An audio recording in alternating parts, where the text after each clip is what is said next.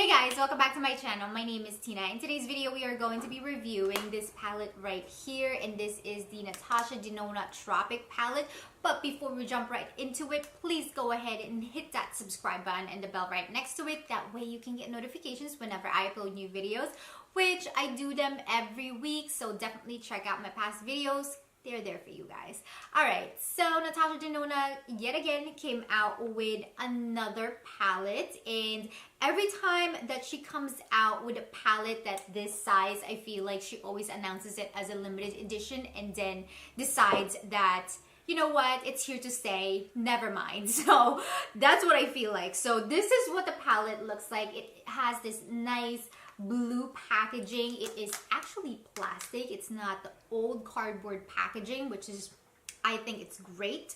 And when you open it, it does have a magnetic enclosure in it. So when you open it, you do get a full-size beautiful mirror. So you can actually sit this in your vanity and tilt the mirror however you want, and it will work out because you'll actually have a nice size mirror, you know. So you do get 15 eyeshadows in here. 10 of them are matte eyeshadow shades. One of them is a duochrome shade, and 2 of them are your sparkling finish, and 2 of them are metallic finish. So this is what it looks like. It looks very tropic to me. I feel like this is amazing, especially now that spring and summer are coming up. You do get a nice pop of colors in here, and you also get some pastel-y colors, which I think is absolutely amazing. You do get some nice neutral shades on top here, and also again your papa shades and some jewel tone shades in there as well. So this is what I'm wearing right now on my eyes, if you guys are wondering, and it's mostly the ones in the bottom is the one that you're seeing on my eyes. So I wanted to get that in full effect. So let's move ahead and dive into the swatching really quickly. I did use a flat shader brush from BH Cosmetics. And this one is from a set of, I think it was their smoky eye set brush. And this is the shader brush, and this is what it looks like. So this is what I constantly used. And what I did in between to clean this is that I just used a brush cleaner, those little mesh brush cleaner that I have. So I did that in between to kind of give it a fair examination of what this looks like when you are applying it on your arms. So let's go ahead and jump right ahead into the swatches of this palette, and I will let you know how I really feel about them upon applying it on my lids. Alright, so the first shade in here is called Peach Puff, and this one is a warm coral with a creamy matte finish.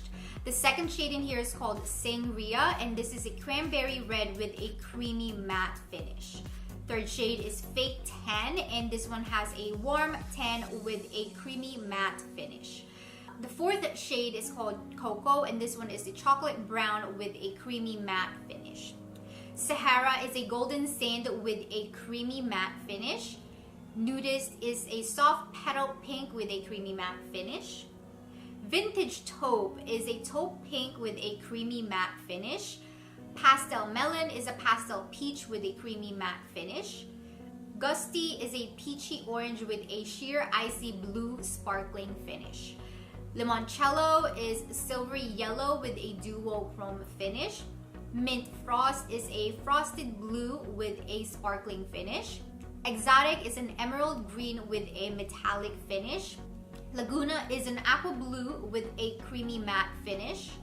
Tiger Lily is a beautiful royal blue with a metallic finish. And the shade Zena is a vivid lilac with a creamy matte finish.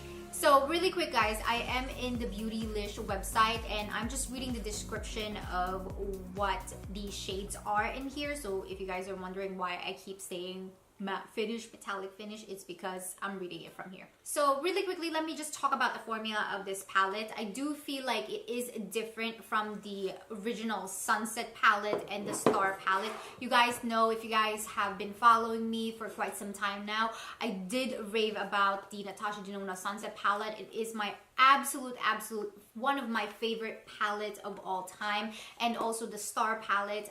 That was one of my Natasha Denona's first palette of all time that I love. So I felt like with this new palette, the new formula that they have going on here, it was a little bit harder to blend. The matte shades in here were really good. The pigmentation on the matte shades were actually really nice. They blended really well. However, the ones that have some type of finish in it, like the metallic shades, the satin finish shades, the duochrome shades, those were the ones that I had a little bit of a hard time applying, but it was just a little messy to me, I felt like. Upon applying Tiger Lily, and this is a nice vibrant blue shade, and when you apply it on your lids, it shows up, it's there.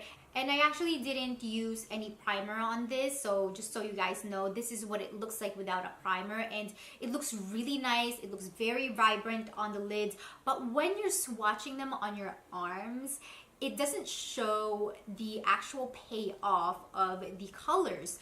And I felt like the eyeshadows were a little bit harder to work with. When I use the Sunset palette and I use the metallic shades in here, the shimmery shades in here, they blend just fine. I don't have to keep going back and forth and blending them on my eyes, but I felt like with this type of palette, it didn't really deliver the Natasha Denona that I was expecting. So that was one of my initial concerns. The second thing is that the size of this palette is very different from the Natasha Denona Sunset palette. I mean, granted, they are practically the same size from the outside, right? If you can see that, they're practically the same.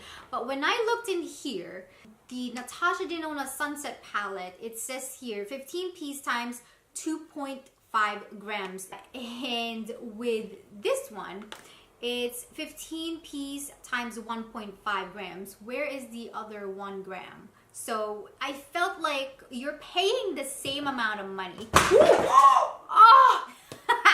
I almost died there. Fell on the ground and my heart just jumped.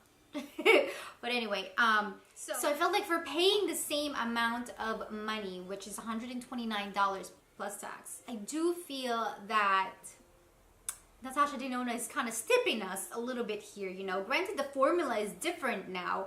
I don't know how expensive the formula is. I don't know how much they replace of what and whatnot, but I'm not seeing anything that is so special with the new formula. In fact, I feel like the metallic shades and the duochrome shades, they were harder to blend. And honestly, this duochrome limoncello right here, it's really not showing as a duochrome on my eyes. So it's in the inner corners of my eyes. It's beautiful and it stands out, but it's not really showing as a duochrome. It just shows that it has that nice yellow hint going on, but there's really not much in there, so I'm not sure. And so that is my thoughts on these. I do feel that the matte shades are phenomenal. They blended really nice. They were easy to blend. They were amazing, but it's just that the ones that have a different finish than the matte shades are different and they don't blend that well. So that's my take on that. I just felt like I kept going back and forth to build some of these shades. Granted, it's vibrant once you get it in there, but it just felt like it wasn't there for me, you know what I mean? I love the palette in itself. I love the colors that are in here. You can actually use these like trios in each of these rows, so that's, you know, that's really easy and user friendly for people that don't know what to do with this palette, you know.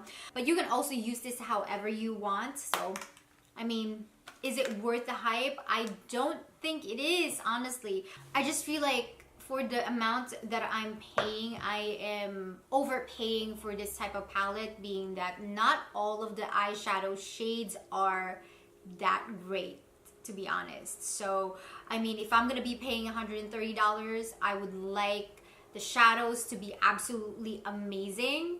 I mean, if your heart still says, you know what, I'm still gonna get it, I don't care what anybody says, go ahead and do so. But if you already have these shades on your collection, I say pass pass on.